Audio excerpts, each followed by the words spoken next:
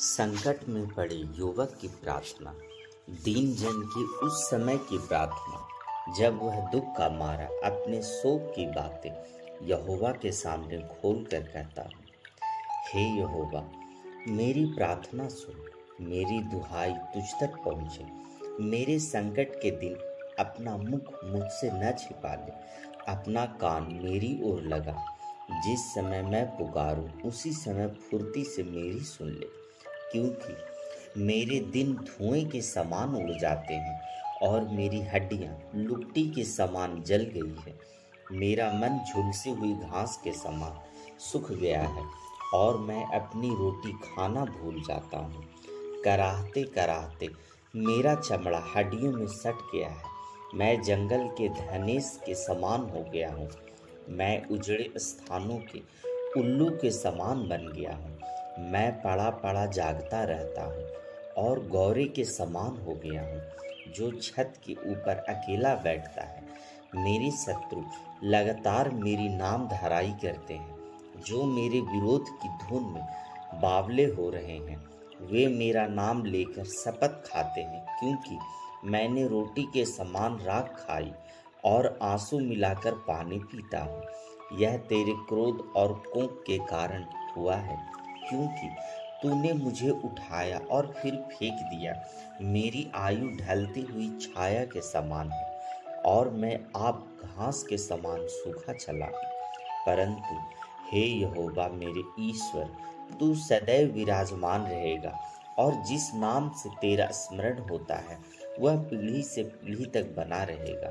तू उठकर सिय्योन पर दया करेगा, क्योंकि उस पर अनुग्रह करने का ठहराया हुआ समय आ पहुंचा है। क्योंकि तेरे दास उसके पत्थरों को चाहते हैं और उसकी धूल पर तरस खाते हैं। इसलिए जाति जाति का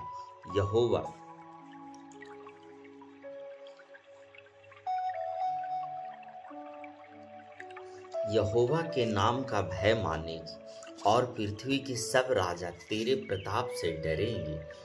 क्योंकि यहोवा ने सिय्योन को फिर से बसाया और वह अपनी महिमा के साथ दिखाई देता है। वह लाचार की प्रार्थना की ओर मुंह करता है और उनकी प्रार्थना को तुच्छ नहीं जानता। यह बात आने वाली पीढ़ी के लिए लिखी जाएगी और एक जाति जो सिरजी जाएगी वही याह की स्तुति करेगी।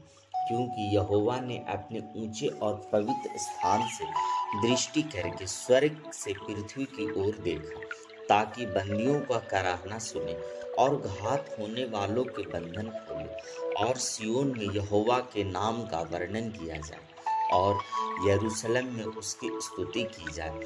यह उस समय होगा जब देश देश और राज्य राज्य के लोग यहोवा की उपासना करने को इकट्ठा होंगे। उसने मुझे जीवन यात्रा में दुख देकर मेरे बल और आयु को घटाया। मैंने कहा, हे मेरे ईश्वर, मुझे आधी आयु में न उठा ले। तेरे वर्ष पीढ़ी से पीढ़ी तक बने रहेंगे। यदि मैं तूने पृथ्वी की नींव डाली और आकाश तेरे हाथों का बनाया हुआ है, वह तो नष्ट होगा, परंतु तू बना रहेगा और वह सब कपड़े के समान पुराना हो जाएगा। तू उसको वस्त्र के समान बदलेगा और वह बदल जाएगा, परंतु तू वही है और तेरे वर्षों का अंत नहीं होने का। तेरे दासों की संतान बनी रहेगी और उनका वंश तेरे सामने स्थिर रहेगा। यीशु के नाम में आमीन।